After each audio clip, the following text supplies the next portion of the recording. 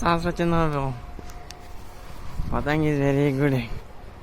ఎగిరించిన అవునా? కిందికైనా పడ్డా ఉన్నా.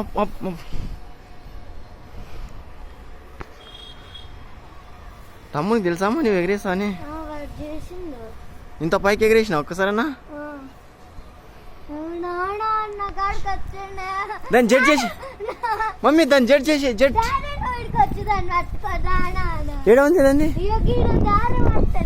సరే ఓకే, అది వస్తే నేను పట్టేసుకుంటా. జడ్జ్ చేస్తున్నా బిడ్డ.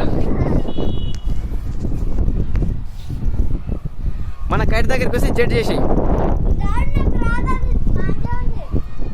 సరే మాంజా ఉంటే వద్దామా?